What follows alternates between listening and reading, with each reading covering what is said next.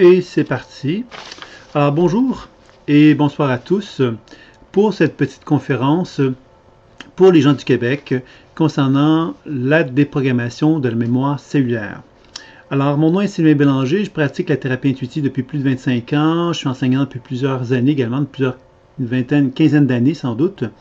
Alors mon objectif, moi, ça a été toujours de mettre en évidence que la thérapie intuitive n'était loin d'être simplement associée à l'ésotérisme, mais qu'elle pouvait vraiment être une profession.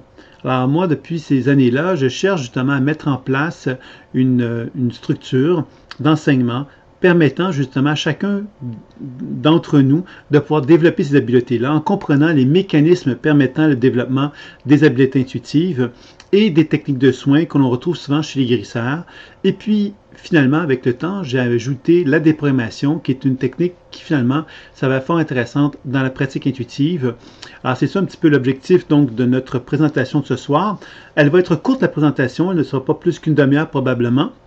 Mais elle aura pour objectif donc de vous introduire le sujet globalement et par la suite de faire des démonstrations avec des personnes de la salle. Alors, ce sera ça un petit peu qui sera donc la proposition. Puis à la toute fin, je ferai peut-être une petite présentation des programmes de formation très sommairement et évidemment profiter de l'occasion pour répondre à vos questions concernant les formations comme telles. Donc, ça va? Vous m'entendez bien? Tout est OK? Donc, vous pouvez toujours me mentionner que tout est OK par le biais du chat. Et s'il y a des questions, des problèmes, de me le faire savoir. Donc, je commence officiellement la petite conférence sur la déprogrammation de la mémoire cellulaire. Alors, la déprogrammation de la mémoire cellulaire est venue dans ma vie comme une forme de constatation, tout simplement, que quand je faisais un décodage intuitif, mon travail à moi consistait justement à me mettre en relation avec la mémoire. Naturellement, dès que j'ai commencé mes formations avec des guérisseurs il y a plusieurs années, j'ai constaté qu'il était facile pour moi de percevoir des mémoires dans le champ énergétique des gens.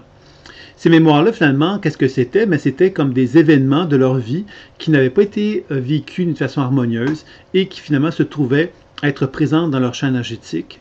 Il y avait quelquefois également des mémoires d'autres vies ou des mémoires d'ancêtres familiaux qui se trouvaient dans le champ énergétique et qui correspondaient justement à des expériences qui n'avaient pas bien été vécues par ces mémoires-là et qui étaient en résonance et qui étaient en relation donc finalement avec l'individu en question. Alors ça m'a amené progressivement à constater que il y avait donc un travail à faire pour harmoniser ces mémoires-là. Alors évidemment, moi je venais d'une formation avec un guérisseur qui avait comme vision des choses d'exorciser. C'était beaucoup une approche dans laquelle l'exorcisme faisait partie de la thérapie. Et puis, cette façon de travailler, qui était l'exorcisme, quelque part pouvait fonctionner dans certains cas, puis d'autres fois ne fonctionnait pas. Et puis, je m'étais donc questionné sur cette façon de faire-là, parce que beaucoup de gens me disaient qu'ils avaient ressenti des choses lorsqu'ils avaient vécu, entre guillemets, l'exorcisme, c'est-à-dire de libérer la mémoire dans le champ énergétique de la personne et de la dégager. Mais souvent, les gens se retrouvaient après cela avec une incompréhension, avec une intégration plus ou moins bonne du changement qu'ils avaient vécu, comme s'ils avaient comme des éléments qui leur manquaient. Et c'est alors que moi, j'ai voulu mettre en place une structure qui encadrerait les gens dans le travail de transformation. Alors, l'exorcisme, finalement, c'est quelque chose de très populaire. Pourquoi? Parce que, quelque part, ça fait partie d'une tradition que l'on retrouve dans certaines approches chamaniques, pas dans toutes, hein. Et l'exorcisme, qu'est-ce que ça donne comme signal? C'est un peu comme si vous veniez me voir, je vous dirais, voilà, couche-toi, ferme les yeux, je vais t'enlever ta mémoire, je vais t'enlever l'entité qui anime ton être, et après ça, tout va aller mieux. C'est un peu comme cette fameuse pensée miraculeuse de dire, voilà, je suis un médecin, tu viens me voir, je te fais une opération, tu fermes les yeux, je te donne un médicament, et puis tout est réglé, tu n'as plus de problème. Alors évidemment, moi, ça m'a questionné tout ça, parce que j'ai bien compris, finalement, avec le temps et avec les observations et puis avec les communications que j'avais avec les gens qui se faisaient soigner par moi, que cette façon de faire n'était pas suffisante. Pour la simple raison que c'est pas parce que quelque part j'enlève quelque chose, j'enlève une mémoire du champ énergétique d'une personne, que je vais inévitablement amener cette personne-là à faire une prise de conscience sur sa vie et l'amener à des transformations.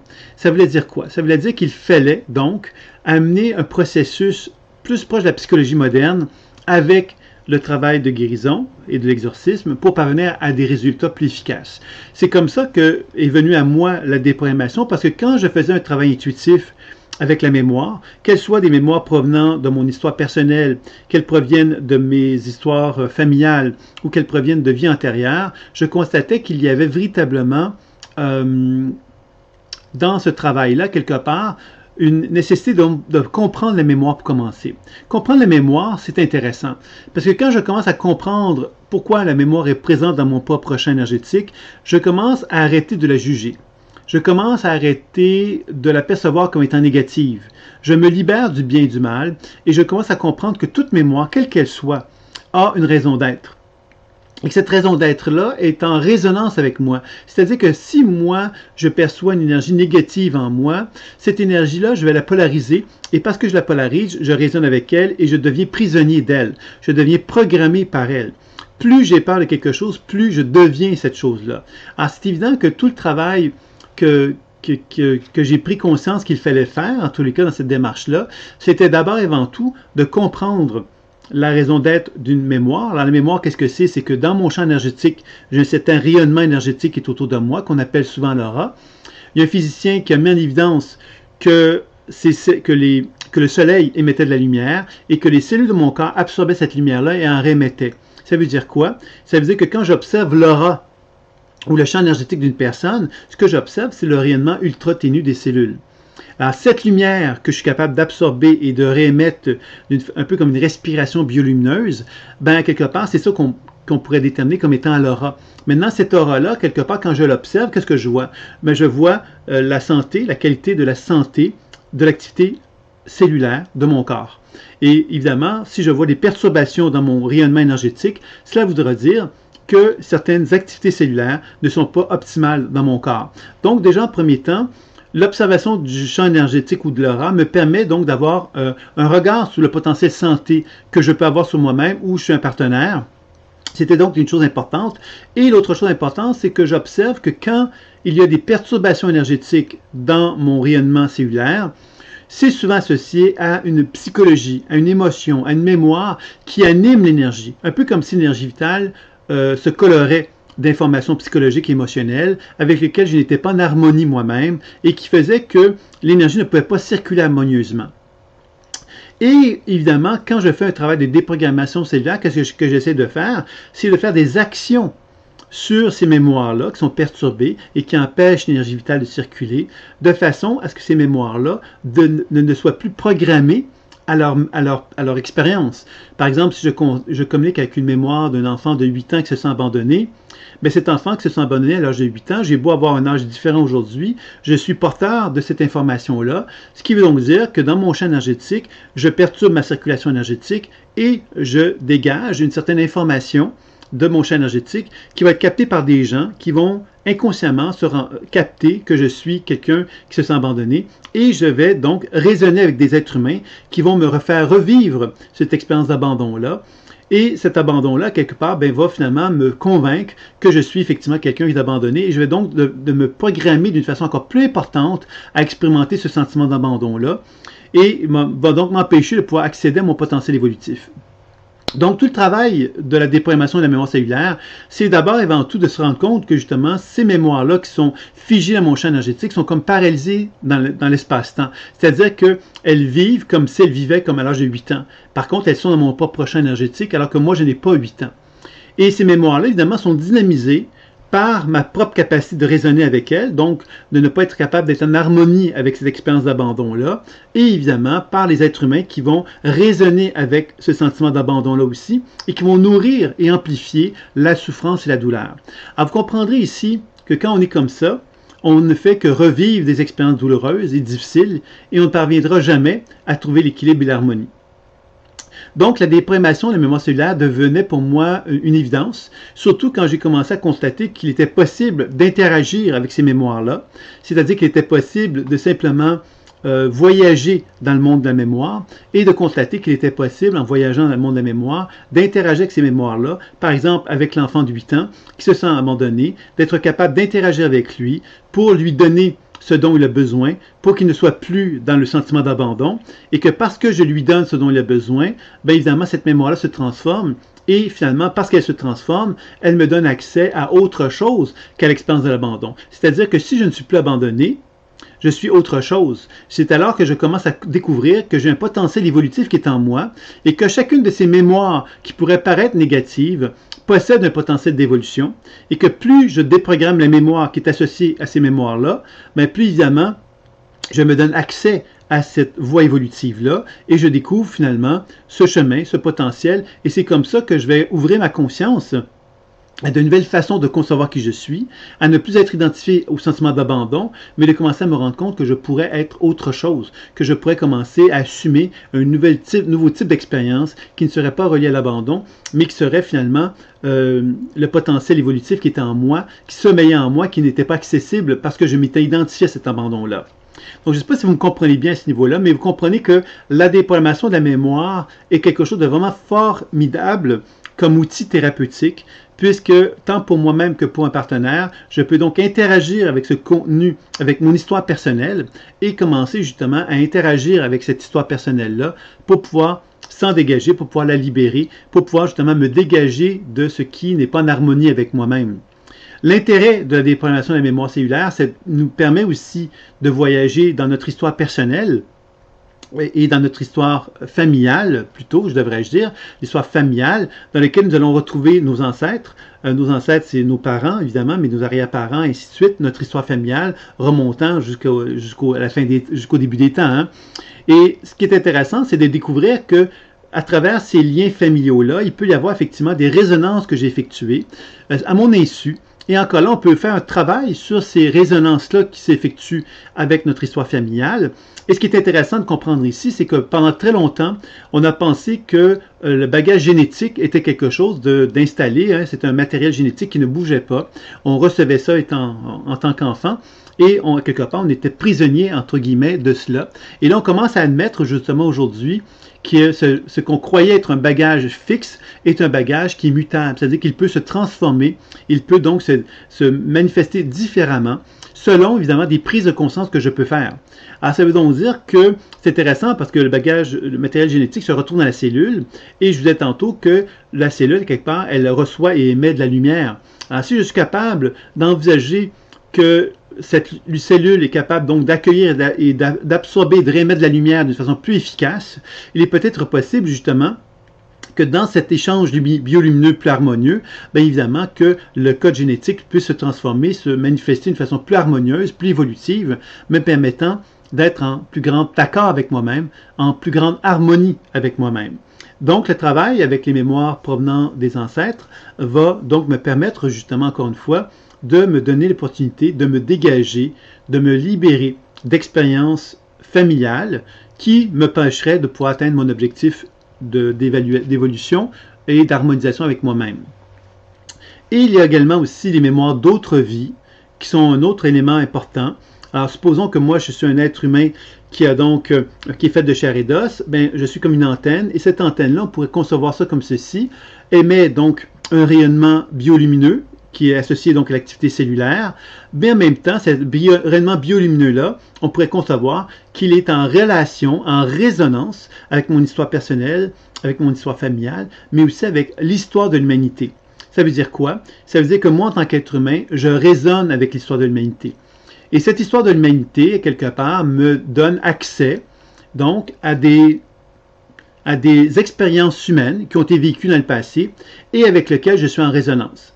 Alors, quand mes parents m'ont conçu, ben, il a fallu donc que je me développe à partir d'une cellule pour développer à quelque part l'être humain que je suis devenu. Cet être humain que je suis devenu s'est développé grâce évidemment à une série de résonances avec mon histoire familiale, hein, ce que mes parents m'ont transmis, mais aussi avec cette histoire de l'humanité qui a amené donc une concrétisation d'une personnalité quelque part qui, dès la naissance, avait déjà une couleur très précise et qui était en relation avec un certain bagage émotionnel, psychologique, avec lequel il allait avoir un travail qui allait se faire tout au long de ma vie. C'est ce qu'on appelle un peu la programmation ou le karma. Mais évidemment, ce qui est intéressant dans la découverte que la physique quantique amène aussi, c'est que tout est en mouvement. Donc, cette notion de karma qu'on pensait figée, tout comme les gènes qu'on pensait évidemment figé aussi, on commence à découvrir quelque part que tout est en mouvement et que ce mouvement-là nous amène, nous, en tant qu'êtres humains, à devoir justement porter un regard sur cette dimension humaine-là et de se dire, mais qu'est-ce que moi je peux faire pour favoriser donc un équilibre plus grand avec mon être? Et c'est sûr qu'au niveau des mémoires d'autres vies, quand je dis qu'il y a une résonance avec des mémoires d'autres vies, ça veut donc dire que je suis donc en relation énergétique avec des mémoires d'autres vies. Ça veut donc dire que je dépense de l'énergie pour être en résonance avec ces mémoires-là et que le travail donc de déprogrammation va consister à voyager dans les champs subtils pour visiter des mémoires avec lesquelles je suis en résonance, pour pouvoir les déprogrammer, pour pouvoir me réapproprier justement l'énergie que j'ai échangée avec elles, pour me la réapproprier, pour me redonner quelque part l'opportunité d'habiter mon être et de pouvoir favoriser une circulation énergétique optimale. Donc vous voyez que la déprogrammation de la mémoire cellulaire va vraiment consister à faire un voyage dans mon champ énergétique ou dans le champ énergétique d'un partenaire pour optimiser ma santé, pour me libérer de la mémoire des programmations de mon histoire personnelle, de me libérer des résonances que j'ai avec mes ancêtres et de me libérer des mémoires provenant d'autres vies avec lesquelles je suis en résonance. Tout ça pour me permettre d'être dans une position d'alignement. Cet alignement-là va me permettre de me connecter avec mon âme, avec mon soi supérieur, avec ma dimension transpersonnelle, de façon à ce que je sois de plus en plus dans cette position de verticalité et de moins en moins dans cette position d'horizontalité. L'horizontalité étant ce qu'on appelle le processus de transfert. Je suis horizontal quand je suis en relation avec les autres et que je transfère de l'information avec les autres. Et quand je fais ce transfert-là, inévitablement, il y a des mémoires qui vont résonner entre moi et mon entourage et qui vont entraîner donc un processus de programmation, quelque part. C'est que j'émets une certaine information énergétique, les gens résonnent avec moi et me transmettent à mon tour un certain nombre d'informations qui leur appartiennent et il va y avoir donc à ce moment-là une dynamique qui va s'installer qui est basée sur les programmations. Alors que quand je suis dans une position de verticalité, je ne suis pas en résonance, je ne suis pas en train de nourrir un processus mémoriel avec mon entourage, je suis au contraire en train de me renouer contact avec mon essence fondamentale. Et cette essence fondamentale me permet d'assumer pleinement qui je suis. Et quand on parle de déprogrammation de la mémoire cellulaire, on comprend quelque part que c'est une démarche comme on retrouve dans toutes les grandes voies spirituelles. C'est un travail justement où ça demande une connaissance de soi, une connaissance de qu'est-ce qui anime mon être, à mon insu. De déprogrammer la mémoire cellulaire, donc de faire des voyages dans les mondes subtils pour être capable de me libérer des programmations qui sont en moi et évidemment des techniques de soins qui vont permettre de favoriser une circulation énergétique optimale, me permettant donc d'incarner en tant qu'être de chair et d'os une activité biolumineuse au niveau cellulaire qui soit la plus harmonieuse possible et qui me permette d'être en plus en harmonie avec l'axe que je suis et avec l'essence fondamentale de mon être. Alors c'est vraiment ça qu'on va chercher donc à développer tout au long d'un voyage concernant donc la déprogrammation de la mémoire cellulaire. Alors, je ne sais pas maintenant s'il y aurait des questions sur cette approche, peut-être pour préciser justement ce que je voulais dire. Donc, il va y avoir des démonstrations qui vont suivre, mais peut-être qu'il y a des gens qui auraient des questions sur comment se fait une déprogrammation de la mémoire cellulaire, par exemple, ou je ne sais quoi. Alors, peut-être que je pourrais répondre à cette question-là puisque je la pose. C'est que s'il y a des gens qui ont des questions entre-temps, ben, vous pouvez les poser. Mais la déprogrammation de la mémoire cellulaire va se faire avec le pouvoir de l'intention. C'est-à-dire que moi, je pars du principe que ma conscience est supportée par de l'énergie. C'est-à-dire que moi, par exemple, si je pars du principe que j'ai envie de voyager dans mon genou, je vais déplacer ma conscience dans mon genou. En déplaçant ma conscience dans mon genou, je vais être porteur de lumière et cette lumière-là va se déplacer vers mon genou et il y a donc un échange d'informations biolumineuses qui va s'effectuer entre mon genou et moi-même, comme si l'information qui se manifeste dans mon genou allait me transmettre des messages m'informant des perturbations, des blocages qui peuvent exister dans mon genou, par exemple, ou des potentiels évolutifs qui se mêlent là. Quand je le fais sur un partenaire, c'est exactement la même chose. Je vais déplacer ma conscience dans la lumière qui anime mon partenaire, et dans cette lumière-là, il va y avoir donc des programmations, il va y avoir des colorations mémorielles qui vont être là, et que je vais pouvoir capter et discuter avec elles, sans que mon partenaire intervienne comme tel, c'est-à-dire que dans le silence, je vais être capable d'échanger avec ces informations-là, pour ensuite transmettre à mon partenaire ce qui anime celui-ci, et ensuite de pouvoir faire des actions sur ces mémoires-là, en leur donnant ce dont elles ont besoin. Quand je dis en leur donnant ce dont elles ont besoin, je pars du principe que ma conscience est capable d'inventer, de créer dans l'énergie toute information, tout besoin à quelque part qu'un être humain peut avoir. Et comme ces mémoires-là sont dans le monde subtil, je peux donc répondre à leurs demandes par mon pouvoir de création, et en leur donnant ce dont elles ont besoin, je vais donc assister à des transformations qui vont s'effectuer dans leur propre programmation, qui vont les libérer, qui vont les dégager, me permettant d'accéder à un potentiel évolutif qui anime chacune d'elles. C'est comme ça que je vais pouvoir arriver à mettre en contact moi-même ou mon partenaire avec un potentiel évolutif qui va lui permettre donc de s'actualiser et de s'harmoniser davantage avec lui-même. Alors voilà, c'est un peu ce que j'avais à dire concernant cette petite conférence pour la déprogrammation de la mémoire cellulaire. S'il y a des questions sur la conférence comme telle, vous pouvez y aller. Sinon, je vais demander à quelqu'un simplement de se présenter pour pouvoir faire la démonstration comme il avait été convenu.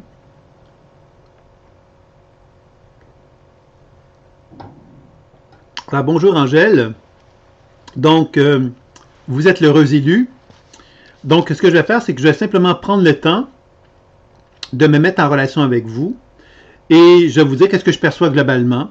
Et à partir de là, on va commencer comme ça pour commencer donc la démonstration.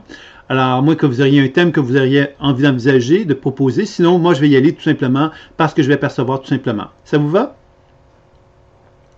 Donc, moi, je vais prendre le temps de me mettre en relation avec vous et s'il y a des commentaires, des questions, des choses à me dire, c'est le moment pendant que je me prépare.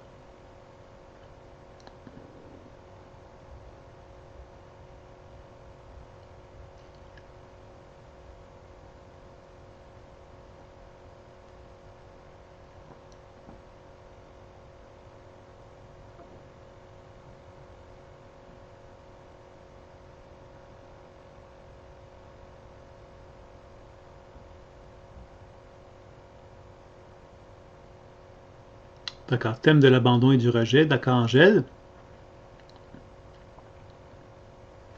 Mais dans un premier temps, ce que je perçois de vous, Angèle, c'est que ce qui anime le champ énergétique tel que je le perçois dans un premier temps, c'est, je vais dire ça d'une façon exagérée évidemment, mais c'est un peu comme l'idée du découragement et quelque part du sentiment, bon, tantôt vous venez de me dire de l'abandon, c'est certain quelque part quelque chose de très décourageant, un peu comme quelqu'un qui se sent vide, parce que quelque part on a tout pris, on lui a tout pris, c'est-à-dire qu'on pourrait lui en demander plus, elle serait plus capable. Elle serait plus capable, cette personne-là, d'en donner plus parce qu'on lui a tout pris. Alors, vous êtes dans une situation où vous devez reconnaître à quelque part que comme on vous a tout pris, il n'est plus possible de donner quoi que ce soit. Ça, c'est la bonne nouvelle. Parce que si on n'est plus capable de donner quoi que ce soit, on est obligé donc d'envisager un comportement différent que ce qu'on avait vu jusqu'à maintenant. Donc, dans ce sens-là, la déprogrammation, vous êtes en train de la vivre. Parce que le champ énergétique a des limites. Alors, nous, on peut pendant un certain temps vivre un certain nombre d'expériences. Et ce nombre d'expériences-là, quelque part, va dépenser une certaine énergie et va dépenser un certain potentiel santé en nous. Puis à un moment donné, on va se sentir plus capable de le soutenir, ce processus-là, cette programmation-là, parce qu'on va se sentir simplement plus avoir l'énergie pour le faire. Alors, évidemment, si on a la sagesse requise pour reconnaître qu'on n'est plus capable, ben, ce qu'on va faire à ce moment-là, c'est qu'on va simplement faire des détachements. C'est-à-dire qu'on va simplement reconnaître que des relations, des situations qui ne sont plus acceptables pour nous, parce qu'on est tout simplement plus capable de les nourrir, on est tout simplement plus capable de répondre aux demandes, on a simplement envie maintenant de se renouer contact avec soi.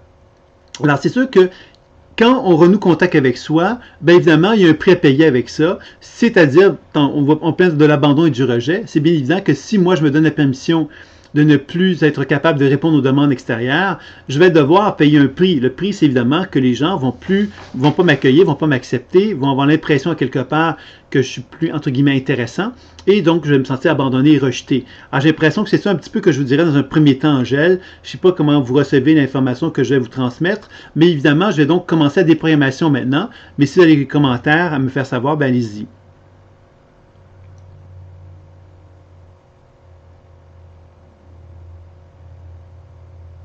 Alors moi, pour vous déprogrammer, ce que je vais faire, c'est que je vais vous remplir intérieurement parce que je vous sens vide. Donc, on va donc transmettre cette idée de vous remplir intérieurement pour vous redonner justement une vitalité plus importante, puis voir comment ça réagit.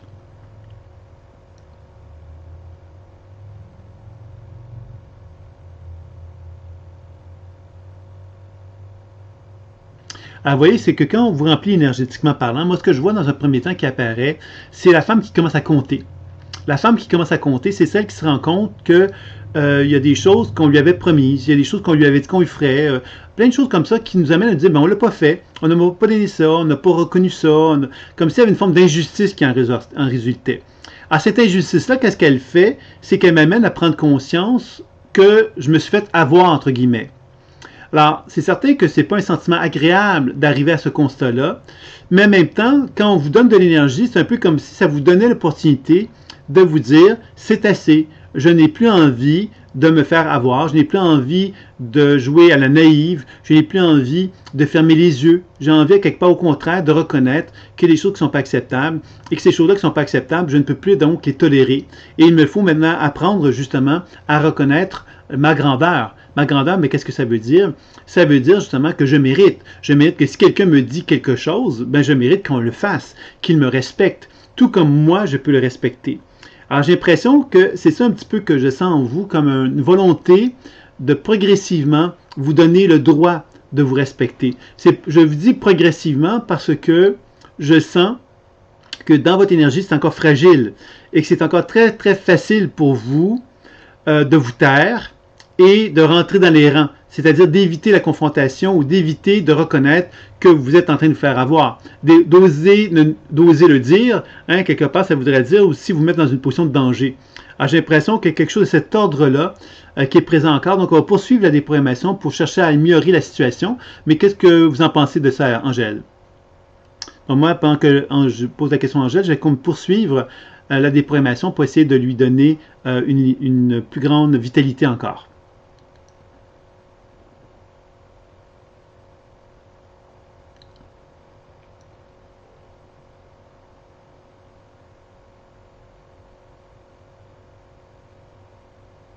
Je suis d'accord avec votre diagnostic, c'est très bien. Donc, là, on va essayer donc de faire bouger l'énergie davantage pour voir comment Angèle se manifesterait si elle était justement dans un processus d'alignement avec son être. C'est ça un peu la déprogrammation de la mémoire, c'est qu'on essaie de transmettre à Angèle ce dont elle a besoin pour qu'une transformation de comportement se manifeste.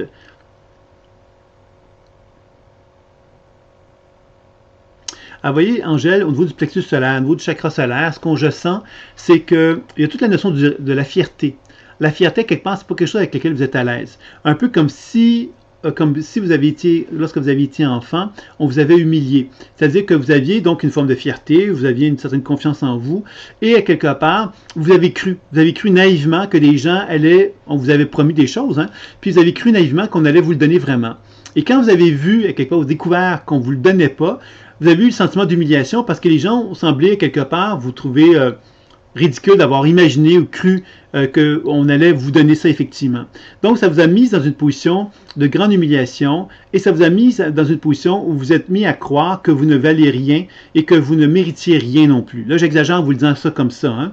Mais ça veut donc dire que vous avez appris donc à être un peu quémandeuse. Quémandeuse, c'est quêter. Quêter, ça veut donc dire se dire, mais je ne vais pas te déranger, mais si tu me donnais un petit peu de ton temps, ça serait super apprécié. Alors évidemment, vous êtes dans un mode où vous êtes vraiment dans une espèce de volonté, pourrait-on dire, de ne pas vouloir déranger, de ne pas vouloir prendre de l'espace, pas prendre de la place, pas dire trop ce que vous pensez, pas trop exprimer ce que vous ressentez, parce que justement, vous voulez être en parfaite harmonie avec votre entourage. Je ne sais pas comment vous recevez ce que je viens de vous dire, Angèle.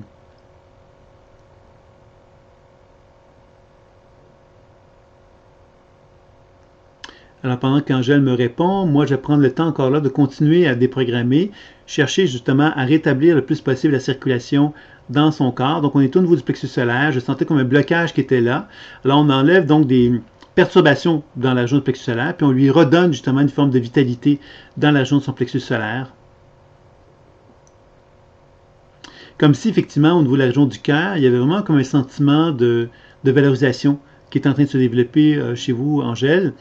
La valorisation, évidemment, est quelque chose qui fait peur parce qu'elle nous met en contact avec les yeux qu'on ouvre. Hein? C'est-à-dire que plus je suis fier de moi, plus je regarde la réalité telle qu'elle est, plus je commence justement à me donner la permission de devenir conscient de ce qui se passe. Je ne suis plus la personne qui se ferme les yeux, j'observe vraiment ce qui se passe et il y a des choses avec lesquelles je ne suis pas d'accord, avec lesquelles j'ai une certaine forme de souffrance et je ne souhaite pas justement endurer cela.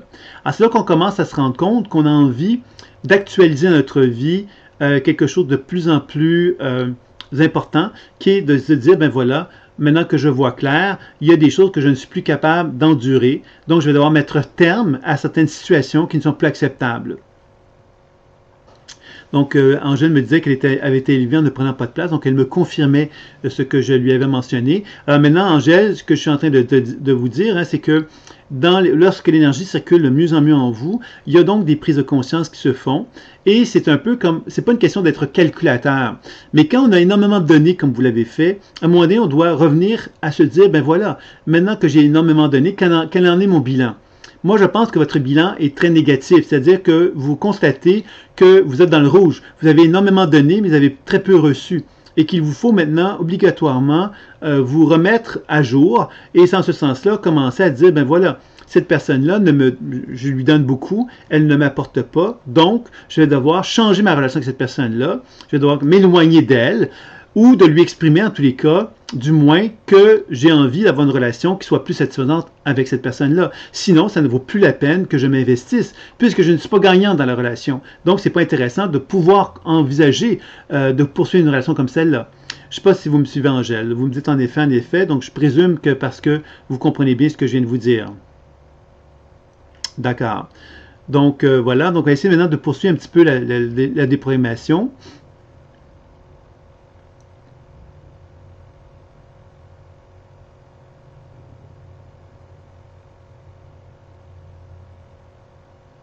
Vous voyez ce que je sens, que plus l'énergie circule en vous, puis plus il y a quelque chose de doux qui se manifeste. Doux avec vous-même, j'ai envie de douceur, j'ai envie de calme, de tranquillité, j'ai envie d'avoir des gens autour de moi qui prennent soin de moi. J'ai envie à quelque part de prendre soin de moi, mais j'ai envie aussi que des gens prennent soin de moi.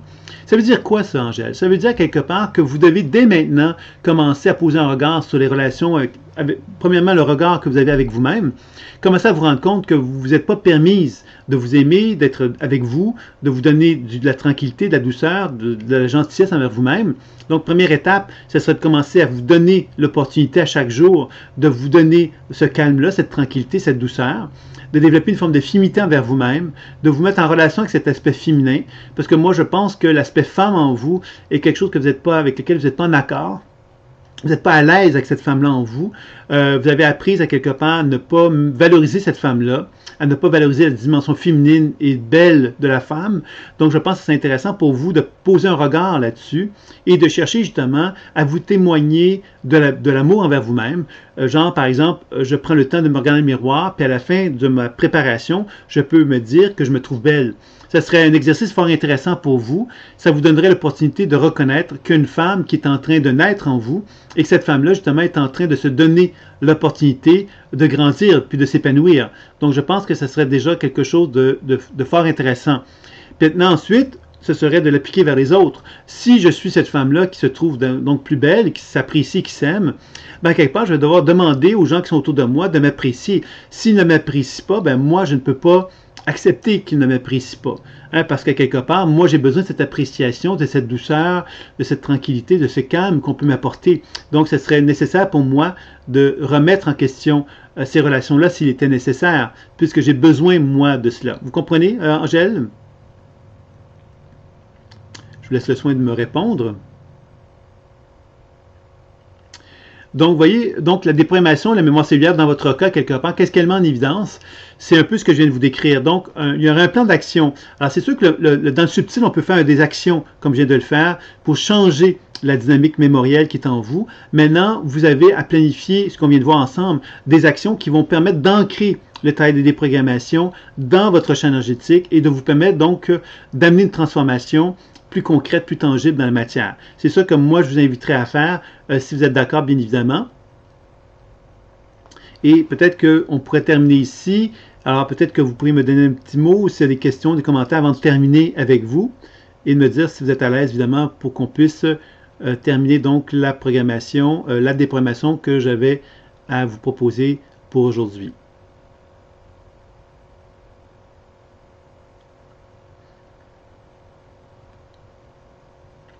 Ok, j'aimerais savoir, oui. Dites-moi, vous aimeriez savoir quoi exactement?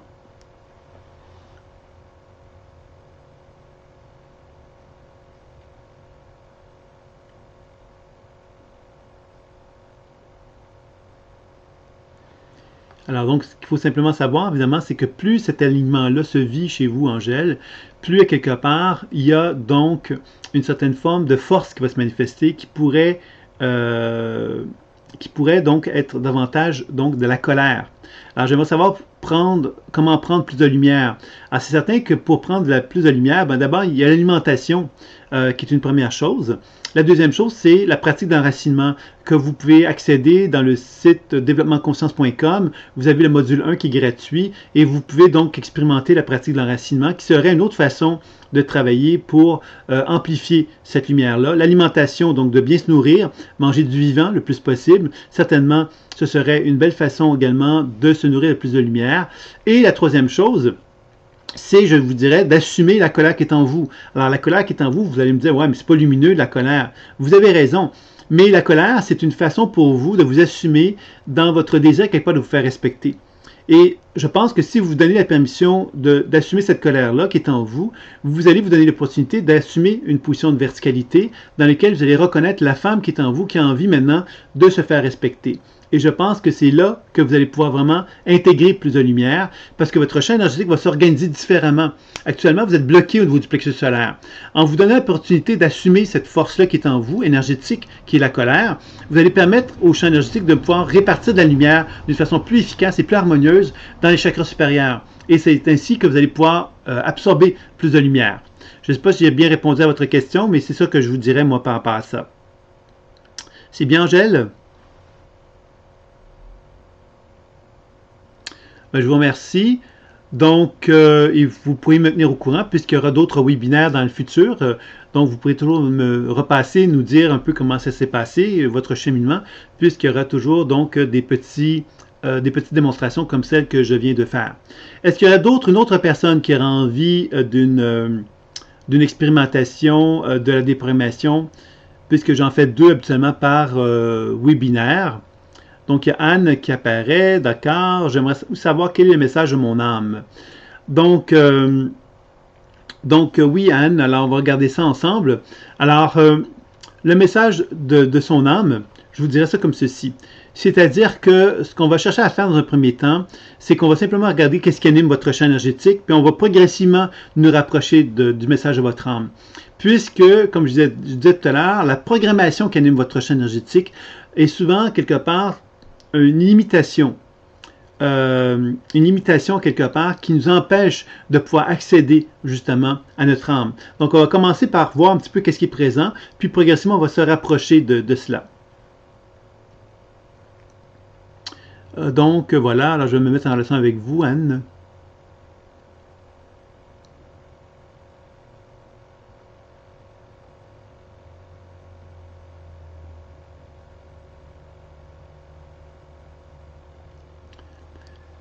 La première chose que je dirais par rapport au champ énergétique d'Anne, c'est que je sens qu'à partir du plexus solaire vers les pieds, il y a comme une lourdeur qui est là. Et cette lourdeur-là est beaucoup en liaison avec quelqu'un qui pourrait se dire, qui pourrait avoir envie de faire plein de choses, mais il y a des obstacles, il y a des choses qui l'empêchent de pouvoir le faire. Comme s'il y avait des responsabilités qui la plombaient du plexus solaire vers les pieds et qui faisaient qu'elle ne pouvait pas faire ce qu'elle voulait. Elle était prisonnière en quelque sorte et qu'il fallait qu'elle réponde à des responsabilités qui l'éloignaient finalement d'elle-même et qui l'éloignaient de son âme, bien évidemment aussi. Donc ce qu'on va faire, c'est qu'on va chercher à déprogrammer tout ça pour voir un petit peu qu'est-ce qui se cache derrière ça. Anne, si vous avez des questions ou des commentaires, c'est le moment de m'en faire part pour qu'on ait une interaction et qu'évidemment les gens qui sont dans la salle puissent aussi voir que l'information dont je parle vous donne un indice aussi, soit en harmonie avec les besoins que vous avez et vous informe sur vous-même. Donc, on va donc faire des actions maintenant du plexus solaire vers les pieds pour dégager cela et je vais vous dire qu'est-ce qui se passe à ce moment-là, Anne.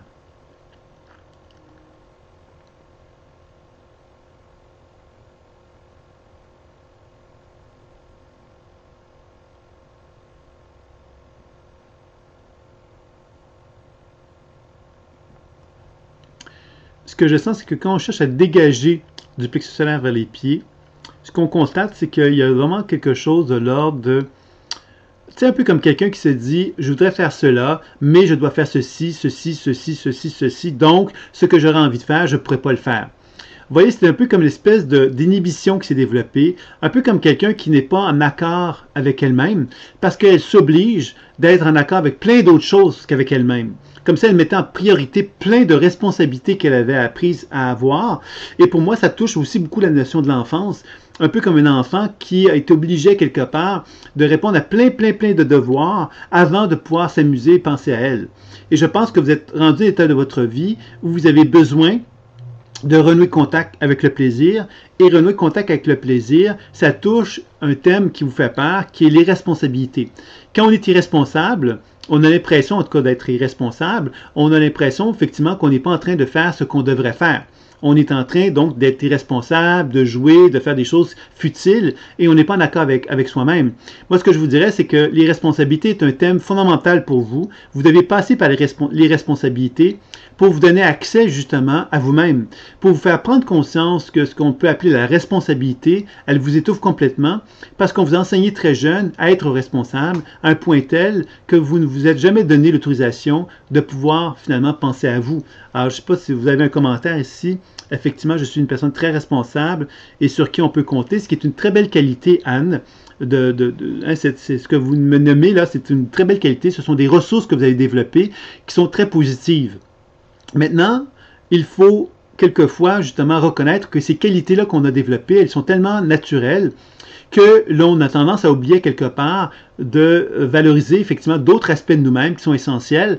Et vous les nommez ici, hein, c'est évidemment de reconnaître à quelque part ce que nous, on a envie que notre vie soit. Ça veut donc dire que moi, je vous inviterais, Anne, à être, comme vous êtes quelqu'un d'organisé, vous êtes responsable, ben, je vous demanderais de prendre une responsabilité, tout simplement.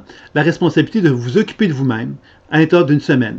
Régulièrement, à l'intérieur d'une semaine, en début de semaine, par exemple le dimanche ou le lundi, de planifier votre semaine avec toutes les responsabilités que vous avez, tout en vous donnant l'obligation et la responsabilité de vous dire, est-ce que j'ai pensé à moi cette semaine? Est-ce que j'ai cette responsabilité de m'occuper de moi-même? Est-ce que je l'ai fait? Est-ce que je l'ai inséré dans mon agenda? Est-ce que j'ai inséré des activités, des plaisirs, des activités qui me rendent heureuse?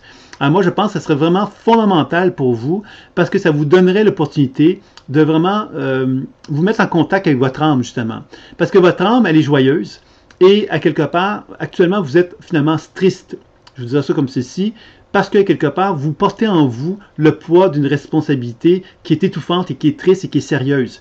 Vous n'êtes pas dans le bonheur, vous n'êtes pas dans la joie parce que vous ne vous êtes pas autorisé cette joie-là parce que vous avez l'impression que toute joie serait futile.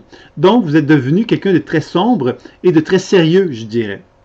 C'est pourquoi que je vous inviterais à développer une responsabilité envers vous-même en vous donnant l'autorisation de régulièrement vous donner des activités joyeuses. Tout ce que vous avez envie de faire qui vous rend heureuse, qui vous font du bien, permettez-vous de les noter et permettez-vous de les insérer dans votre agenda régulièrement, le plus régulièrement que vous pouvez, pour vous donner le sentiment justement de pouvoir commencer à expérimenter une joie de vivre plus importante. Moi, je sens que votre âme va être très heureuse de ça parce qu'elle va vous faire prendre conscience que plus vous êtes en connexion avec ce bonheur-là qui est en vous, plus vous allez vous rendre compte que vous avez été beaucoup trop responsable jusqu'à maintenant et que vous vous êtes inhibé dans votre personnalité et dans ce que vous avez envie de vivre dans votre vie, tant dans la vie professionnelle que dans la vie affective, que dans la vie de façon très générale. Donc, c'est certain que vous allez renouer contact avec un renouveau, je dirais. Oui, il y a de la tristesse, la sensation de chercher ma voie. C'est certain que pour retrouver la voie, c'est bien évident que le bonheur, la joie, le plaisir sont des thèmes que vous avez exploités et ce sont des thèmes qui vont vous confronter à l'irresponsabilité. Et sans doute que les gens qui sont autour de vous vont vous refléter cette notion d'irresponsabilité ou vous allez avoir l'impression qu'ils vont vous la refléter parce que vous vous sentez coupable lorsque vous touchez des thèmes reliés à ces éléments-là de bonheur, de joie, de gaieté.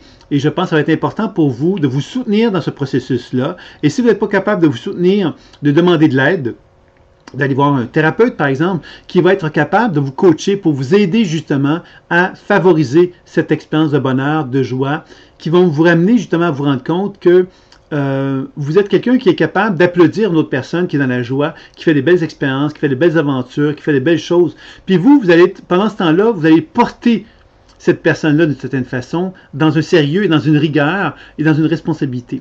Donc, vous êtes capable de regarder les autres réussir dans la joie, mais vous êtes simplement porteuse d'une tristesse qui se dit, ben voilà, je peux applaudir cette personne qui est dans la joie, mais moi, je n'y ai pas droit. Et c'est justement ça que je crois que vous avez à poser un regard dessus pour vous rendre compte que ce n'est pas acceptable, que cette programmation que vous avez créée est une programmation qui ne vous donne pas l'autorisation de pouvoir accéder au bonheur et à la joie que vous avez envie d'avoir dans votre vie. Et moi, je vous inviterai justement à commencer à découvrir quelque part la voie du bonheur en vous donnant davantage cette autorisation-là. Je ne sais pas ce que vous en pensez, vous, de ça.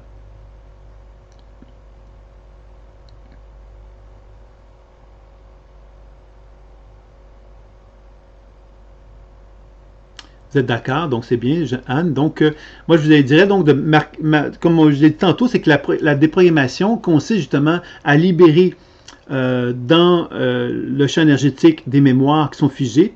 Et évidemment, par conséquence de ça, il y a donc un apport énergétique qui se manifeste en soi, qu'on libère, qu'on se réapproprie. Et ça implique évidemment qu'on soit capable d'organiser une nouvelle organisation énergétique, et cette organisation énergétique passe par le bonheur, par la joie de vivre, par l'activité qui vont vous permettre de devenir irresponsable. Donc l'objectif que vous avez, c'est de devenir de plus en plus irresponsable versus la responsabilité que vous avez eue jusqu'à maintenant. Alors évidemment, je rigole en vous disant ça, mais c'est un peu comme trouver une forme d'équilibre entre la responsabilité extrême et les responsabilités extrêmes. Trouver la voie juste, c'est être effectivement quelqu'un qui est responsable, sur lequel on peut compter, mais qui est capable justement de penser à elle et qui est capable donc de se faire plaisir et de se rendre heureuse. Moi, je vous dirais que c'est ça un petit peu qui serait l'objectif que vous auriez à développer dans votre vie par rapport à ça. Qu'est-ce que vous en pensez, Anne, de cela? Oui, les responsabilités vont vous remettre en vie parce que vous êtes trop responsable. C'est un peu comme des extrêmes. Quand on est trop responsable, on ne peut pas envisager d'être irresponsable. C'est pour ça qu'on devient une exagération de la responsabilité. Mais il faut bien comprendre que l'exagération de la responsabilité, pour ne plus être aussi responsable, il faut donc passer par une étape où on sera moins responsable. Et si on est moins responsable, ça veut juste dire quelque part qu'on va être moins dans l'extrême, mais parce qu'on est moins dans l'extrême, on touche ce qu'on pourrait appeler l'irresponsabilité, même si les responsabilités que l'on touche est loin d'être de l'irresponsabilité dans le sens péjoratif que l'on pourrait donner à cela. C'est simplement quelqu'un qui va un peu plus penser à elle-même, tout simplement, et qui va se donner l'occasion d'avoir des activités dans lesquelles elle va se donner du bonheur, de la joie de vivre, du plaisir. Et c'est ça un petit peu que je vous inviterai à explorer. Je ne sais pas ce que vous en pensez, vous, de ça.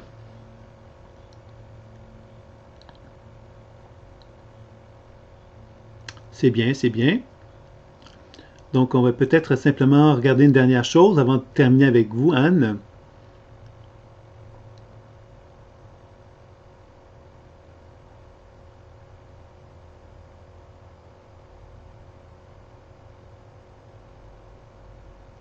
Alors, vous voyez ce que je sens au niveau du message de votre âme pour peut-être le finaliser, puis peut-être revenir sur cette question-là que vous m'aviez posée au départ.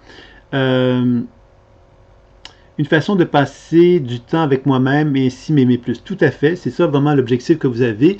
Et ce que je sens, c'est que vous êtes, vous, à la recherche d'un paradis. Le paradis, c'est un peu un sentiment de bien-être, un sentiment de joie, un sentiment d'harmonie, d'équilibre. Et je pense que c'est ça, quelque part, que vous avez à développer dans votre vie actuellement, de renouer contact avec cette recherche d'équilibre que vous avez toujours eue, mais que vous ne êtes pas permise d'avoir ou de croire, parce que c'est un peu comme quand on était un enfant, on croit au paradis. Puis finalement, la vie, les parents nous rappellent, nous disent, ben non, la vie, c'est pas un paradis, là, écoute, c'est ridicule ce que tu penses, c'est pas comme ça que ça se passe. Et c'est comme si nous, on avait compris que le paradis n'existait pas, qu'on n'avait pas le droit au paradis, qu'on n'avait pas le droit à un bonheur, qu'on n'avait pas le droit d'être bien. Et on s'est obligé donc de devenir responsable parce que le bonheur, la joie de vivre, le paradis n'était pas accessible. Et je pense que c'est ça que vous avez peut-être à renouer contact avec vous, c'est d'expérimenter ce bonheur-là paradisiaque. Et je vous inviterais peut-être pour toucher cette zone-là de votre être, de vous remémorer cette harmonie, cette recherche d'harmonie que vous avez en vous, peut-être même de faire de la méditation pour vous rapprocher effectivement de votre âme, de vous rapprocher de ce sentiment de bien-être, de calme, de tranquillité que vous avez toujours voulu atteindre, mais que vous ne vous êtes jamais permis d'atteindre parce qu'effectivement, vous avez fait comprendre que ça n'existait pas. Et je pense que ça a entraîné en vous une grande désillusion face à la vie, et beaucoup de tristesse parce que vous aviez compris effectivement que vous ne pourriez jamais atteindre ce que vous ressentiez plus profond de vous-même. Et je pense qu'aujourd'hui, vous êtes en train de retoucher ça et de lui redonner le droit d'existence. Alors pour moi, ça veut donc dire que vous êtes en train de découvrir que oui, vous pouvez non seulement être heureuse, mais vous pouvez commencer à sentir justement que vous n'êtes pas seul et que vous êtes vraiment relié il y a une dimension spirituelle que vous allez chercher à développer, je pense, qui va vous aider et qui va vous guider dans ce processus-là. Et oui, évidemment, à travers ce message-là que je vous transmets, votre âme, à quelque part, vous allez pouvoir y toucher parce que vous allez ressentir vraiment que vous êtes en harmonie avec cette dimension spirituelle-là d'une façon de plus en plus importante, ce qui va vous amener à une forme d'épanouissement et qui va vous amener justement à vous rendre compte que vous avez dorénavant une envie, c'est d'être responsable du bonheur que vous avez en vous et de le personnifier. Et que ce bonheur-là va vous amener à prendre conscience que cette responsabilité d'être heureuse, d'être en harmonie avec vous-même, vous allez pouvoir la transmettre et la traduire aux autres. Alors, c'est ça qui va être votre responsabilité. Donc, vous voyez que vous allez vraiment reconnaître une responsabilité dans un mode de fonctionnement beaucoup plus harmonieux avec vous-même, je dirais. Je ne sais pas comment vous recevez ça, Anne.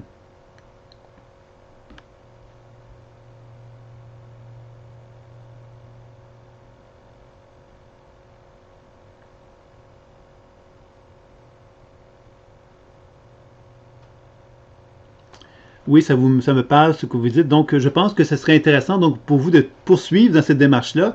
Puis encore là, si vous êtes d'accord, on pourrait peut-être s'arrêter ici et vous pourriez peut-être éventuellement me faire part de vos commentaires, de vos réflexions dans de prochains webinaires pour voir un petit peu comment vous évoluez et vous progressez à ce niveau-là. Ça vous va, Anne?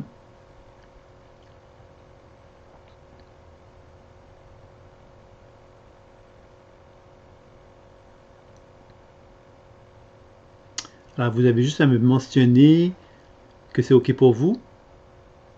Oui, c'est très bien. Donc, tant mieux, Anne. Je vous remercie beaucoup de votre participation. Alors, on aurait peut-être le temps pour une troisième personne. Habituellement, on en fait toujours deux, mais ça va bien. Le rythme est bon. Donc, s'il y a une troisième personne qui veut se présenter, on va donc terminer les démonstrations avec cette personne-là. Donc, c'est Sophie, d'accord. Donc, je vais me mettre en relation avec vous, Sophie, pour voir un petit peu qu'est-ce qui rayonne dans votre champ énergétique. Et ensuite, on va discuter un petit peu de ce qui est là. Et vous allez me confirmer ou pas ce qui est présent. Et on va poursuivre comme ça. Ça va?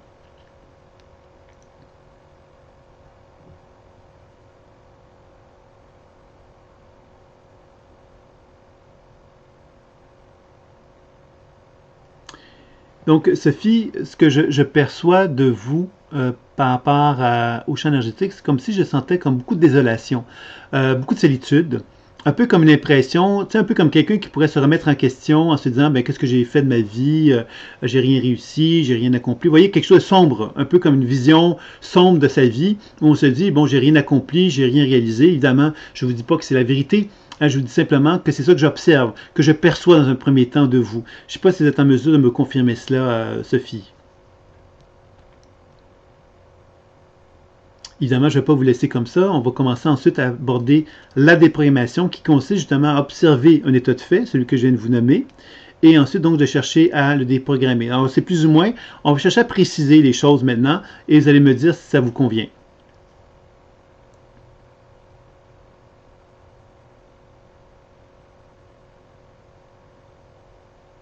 C'est un peu comme si je vous précisais ce que je perçois, c'est-à-dire que quand je vous disais ça, c'est que j'ai l'impression que quand vous touchez quelque chose, vous êtes une personne d'engagement.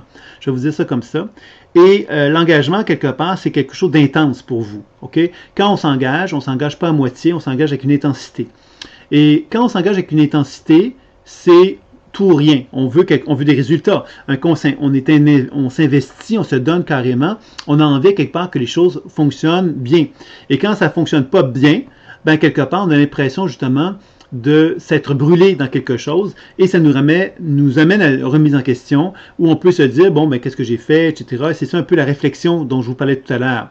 Alors, j'ai l'impression que là, on va essayer de faire la déprogrammation parce que moi, ce que je vous dirais, c'est que vous brûlez la mèche par les deux bouts. C'est-à-dire que vous êtes une personne qui vous investit beaucoup sans tenir compte à quelque part de la réponse. C'est-à-dire que moi, je pourrais me donner à 300% à quelque chose, mais si la personne qui est devant moi me dit, ben moi, je veux juste un petit 20%, ben ça ne marche pas. Vous comprenez? Donc là, vous me dites que c'est plus juste, d'accord.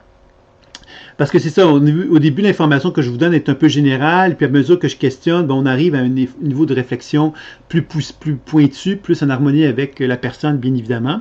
Donc là, on vient de voir comme un constat dans lequel vous brûlez, ok? Et c'est un relais de programmation. Pourquoi ça? Maintenant, on va essayer de voir pourquoi c'est présent et on va essayer donc de travailler sur la déprogrammation pour vous amener vers un autre chemin, si vous voulez bien, Sophie.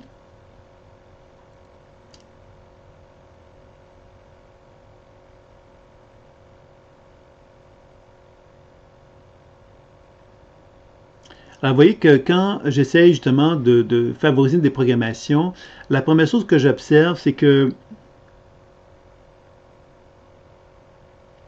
il y a une énergie très forte dans l'eau de votre corps. Et cette énergie qui est très forte dans l'eau de votre corps, elle veut réussir. Elle veut, coûte que coûte, réussir. Mais réussir dans le sens, bon, la réussite c'est large.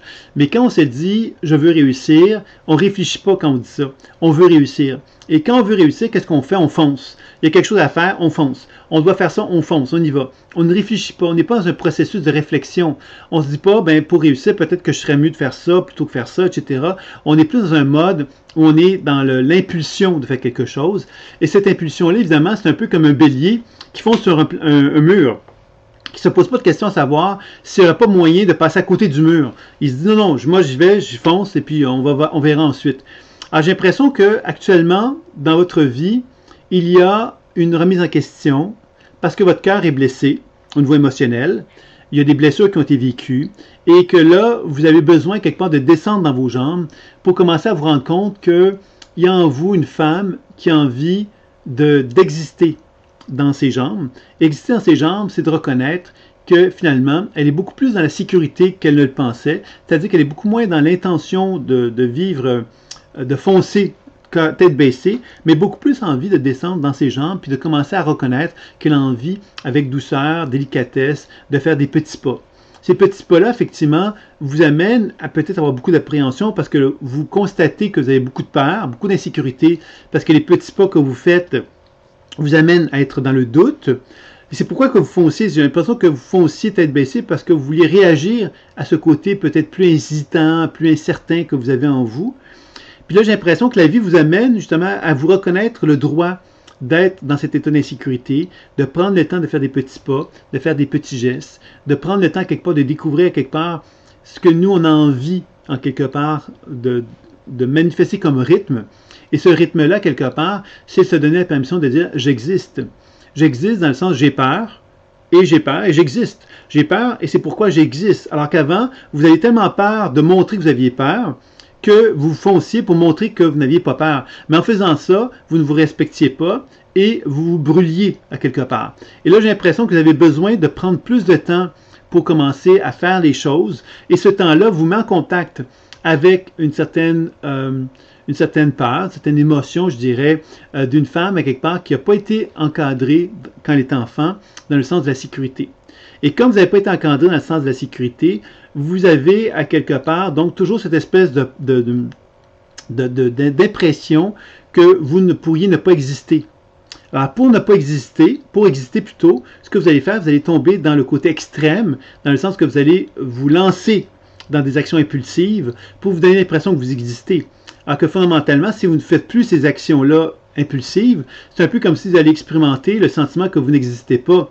Mais le fait de vous connecter avec le sentiment que vous n'existez pas vous met en contact avec une femme qui commence à reconnaître qu'elle a envie justement de prendre le temps de vivre à son rythme, à sa façon, à sa manière, en étant très insécure, mais en prenant le temps de faire des petits pas, des petits gestes, et en étant en communication, en échange avec son entourage. Vous êtes quelqu'un qui avait besoin beaucoup d'être rassuré. Et je pense que c'est important que vous appreniez à le faire pour que vous commenciez justement à découvrir quel état de vous-même vous avez été longtemps inhibé, je dirais. Pour moi, je vous parle du système digestif et je vous parle de la digestion, comme si effectivement il y avait peut-être une forme de constipation qui était présente dans le système digestif due à cela également. Je ne sais pas si vous me suivez par rapport à ce que je vous dis, Sophie.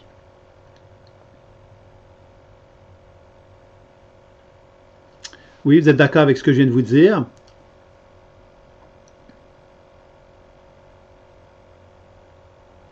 Donc, je vous dirais évidemment que on comprend ici que tout le processus de là, j'ai essayé de déprogrammer un peu ce que je percevais au niveau du système digestif.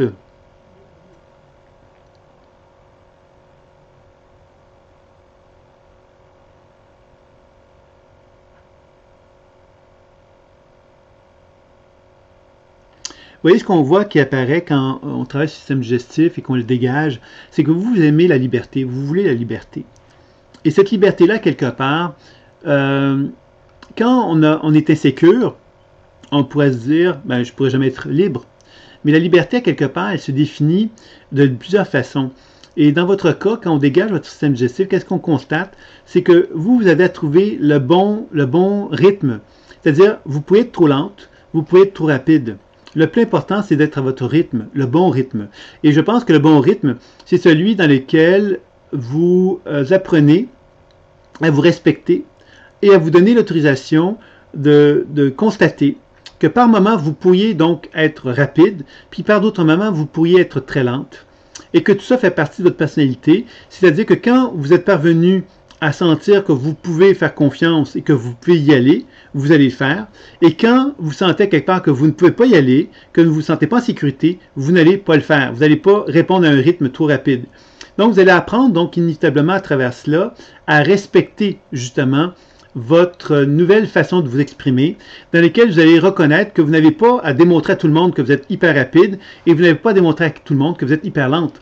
Vous avez simplement à faire comprendre aux gens que vous êtes quelqu'un qui avait une bonne capacité de faire des actions, mais que vous avez besoin des conditions favorables pour vous permettre de faire ces actions-là. Et ça implique justement que vous êtes une femme je dirais, qui a un certain jugement et qui a une certaine capacité de bien mesurer les risques qu'elle entreprend quand elle fait quelque chose, et que parce que vous avez cette maturité-là, vous avez donc à reconnaître que quand vous êtes dans l'insécurité, vous avez des bonnes raisons d'être dans l'insécurité.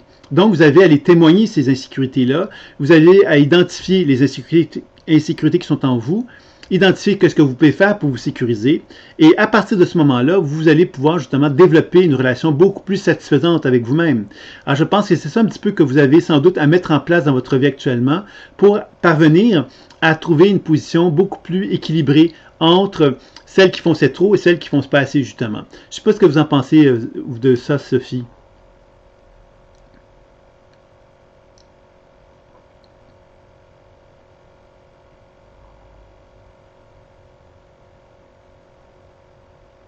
OK. Alors, moi, je vous inviterai à faire ça. Je vais essayer maintenant de faire une dernière petite déprogrammation pour essayer de voir le mouvement ascendant au partir du bassin vers le haut. C'est ça un petit peu que je sens qui est perturbé actuellement. Donc, essayer de voir qu'est-ce que ça va donner.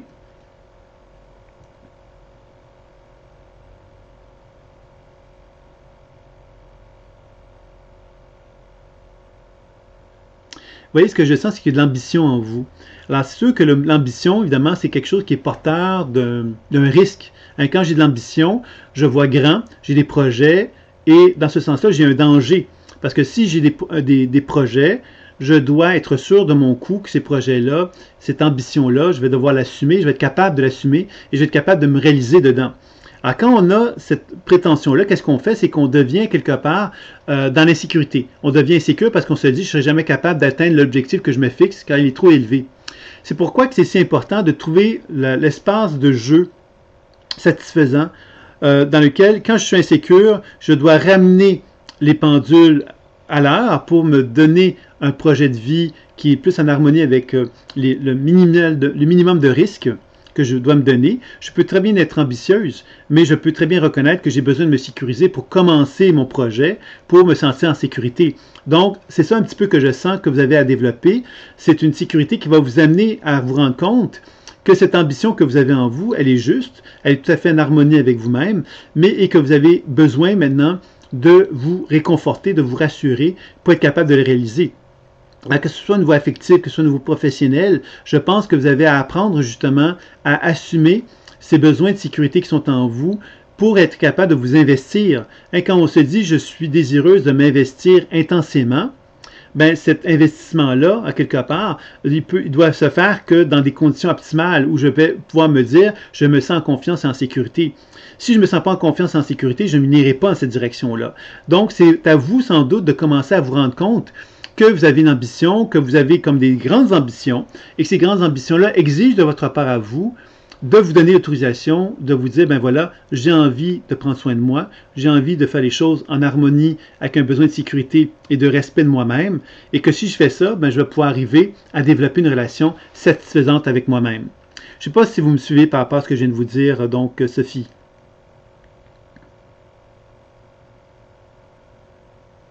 Vous êtes d'accord avec moi? Donc, moi, je vous inviterais, donc, dans ce sens-là, à vraiment prendre le temps de réfléchir, justement, sur l'action juste. L'action juste, c'est l'action qui est sécure, tout en reconnaissant que j'ai une ambition. Cette ambition-là, évidemment, je pourrais la mettre sur un niveau très élevé, puis me stresser, parce que j'aurais l'impression qu'il faudrait que j'atteigne ça.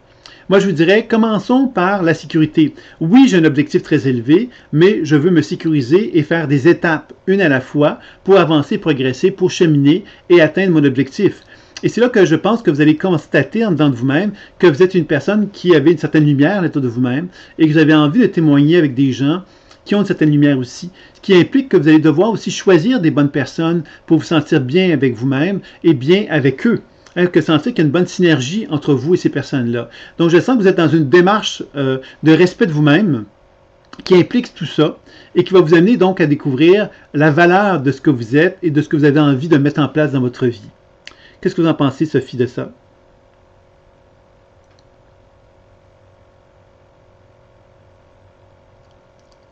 Donc, c'est bien. Est-ce que vous seriez d'accord pour qu'on arrête ici, Sophie? Ça va? Est-ce que vous auriez des questions avant de terminer?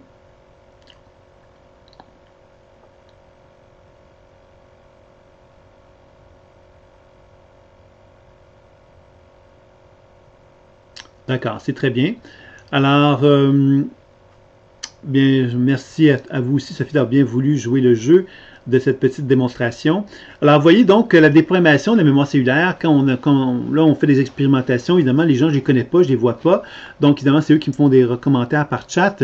Donc, vous voyez quelque part que la déprogrammation peut se faire à distance, comme elle peut se faire en personne. Ça ne change rien puisque c'est une relation donc subtile avec laquelle on est avec notre partenaire. Et on commence à découvrir quelque part que quand on interagit avec ces mémoires-là, on déprogramme chacune d'elles et qu'en les déprogrammant, progressivement, on accède à de nouvelles informations qui nous donnent accès à l'essence fondamentale de la personne.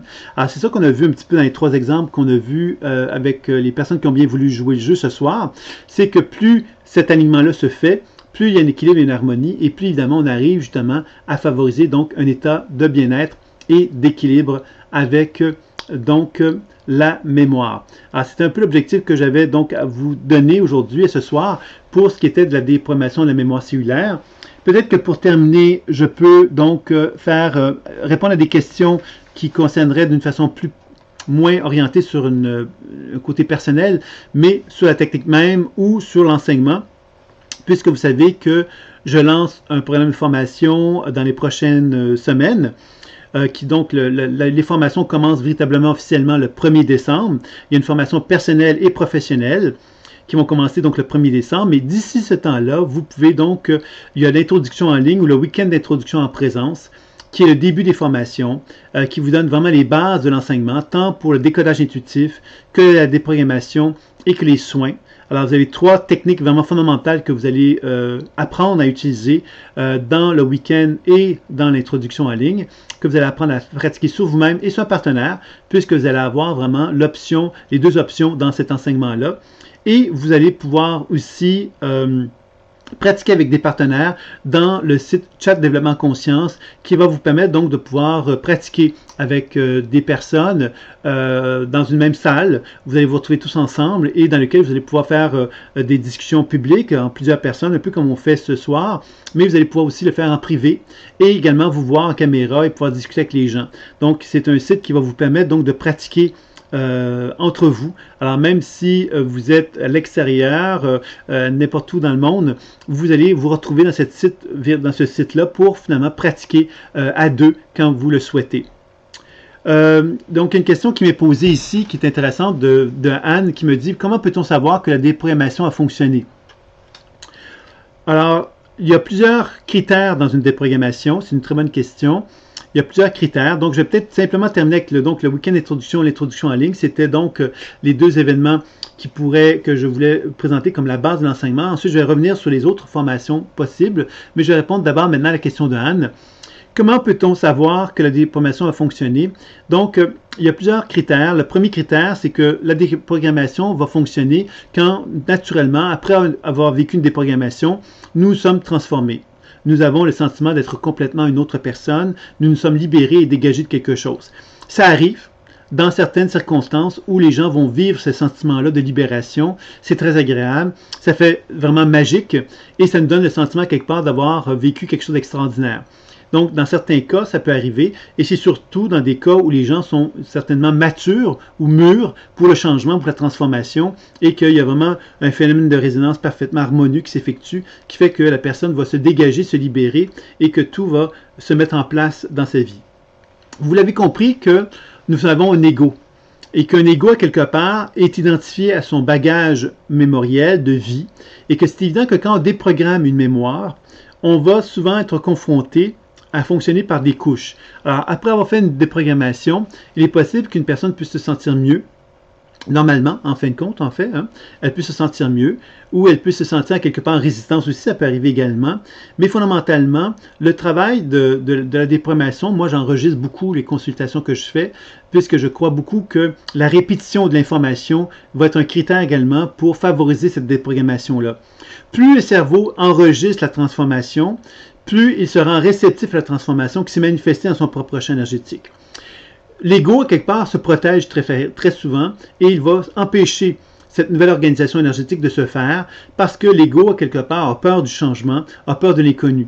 Donc, c'est pourquoi, quelquefois, qu'il va falloir refaire une déprogrammation pour, justement, enlever des couches et des couches et des couches pour amener, justement, l'individu à être capable d'accueillir le changement en lui.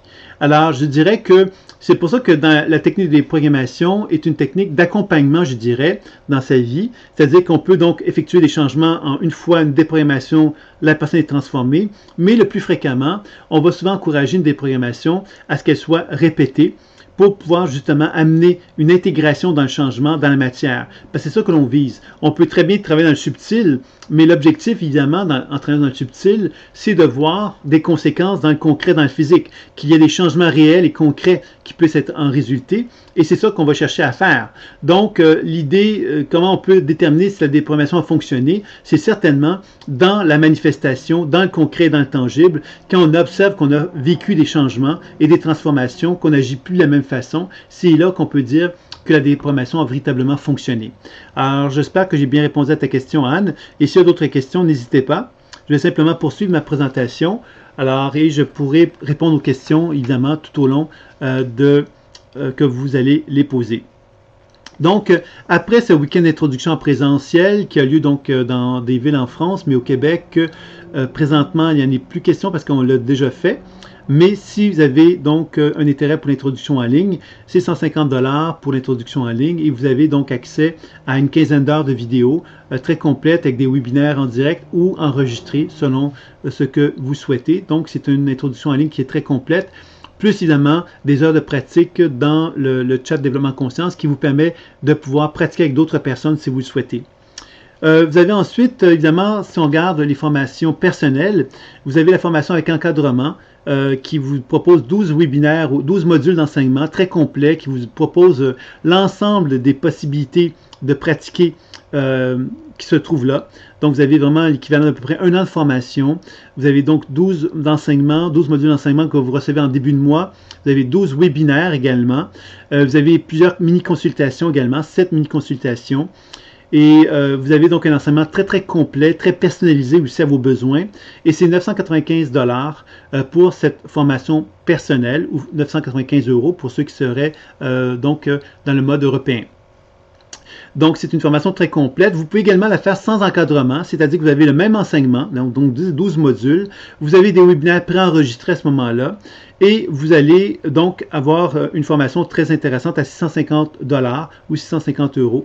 C'est quand même une formation qui est fort intéressante et vous avez quand même l'équivalent d'une centaine d'heures d'enseignement dans la formation personnelle. Donc, ça peut être bon de se le rappeler. C'est quand même beaucoup d'heures qui vous donnent vraiment l'opportunité de vraiment faire un parcours de toutes les applications possibles de la pratique intuitive et des soins. Vous avez également la possibilité de faire un enseignement personnalisé. Un enseignement personnalisé, ça veut dire que vous allez avoir 3 mini-consultations avec moi et un module d'enseignement choisi ensemble que je vais personnaliser pour vous et que vous allez pouvoir pratiquer pendant cette période de temps-là où nous allons avoir des consultations et dans lesquelles je vais pouvoir vous coacher pour parvenir à faire une intégration, une transformation. Donc encore là, c'est quelque chose d'intéressant et c'est 195 $ pour cet enseignement-là. Donc c'est un bel enseignement.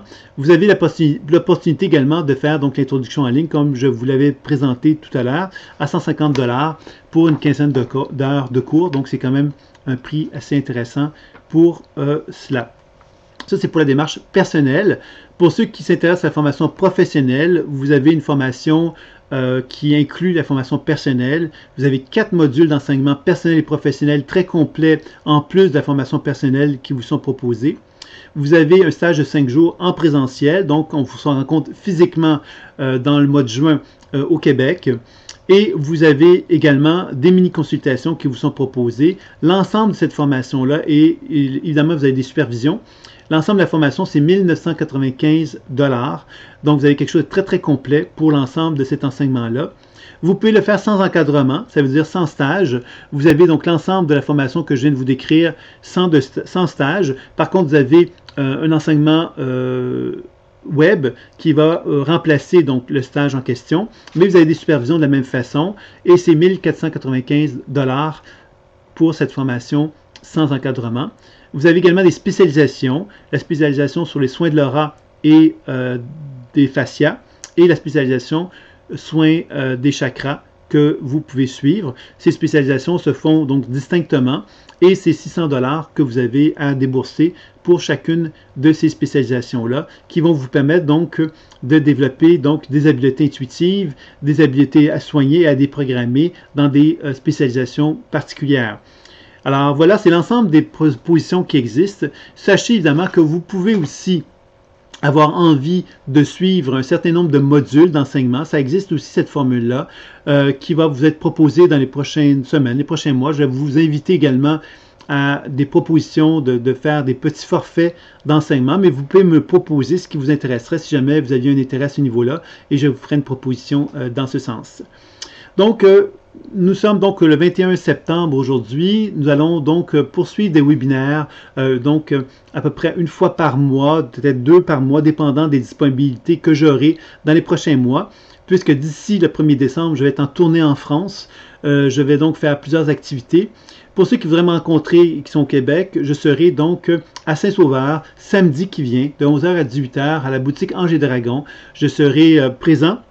Il y a un petit salon qui est là, tout petit, hein, et dans lequel il y aura une conférence que je donnerai à 15h30, il me semble, donc avec des démonstrations. Donc ceux qui auraient envie d'y assister, c'est des rencontres, c'est gratuit, vous pénétrez dans la salle et puis vous pouvez me rencontrer, discuter avec moi, etc. Alors ça, c'est quelque chose qui peut être intéressant. Et ensuite, je serai donc en France pendant une période de temps, mais je ferai des webinaires pour le Québec également dans les prochains mois. Vous recevrez donc un mail pour vous informer des prochaines invitations que je ferai, qui seront toujours un petit peu autour de ce thème, dans le sens que je ferai des démonstrations et je répondrai aux questions sur les divers enseignements que je propose ou sur des voies, des sujets plus larges qui vous intéresseraient. Évidemment, il n'y aura pas de souci à ce niveau-là. Donc voilà, je vais donc m'arrêter ici. Je vais vous remercier pour votre implication, votre participation à ce webinaire. Ça m'a fait plaisir de participer avec vous à cela. J'espère que cela vous a plu. Et évidemment, je vous dis donc à très bientôt. Alors merci et passez une belle fin de soirée. Au revoir.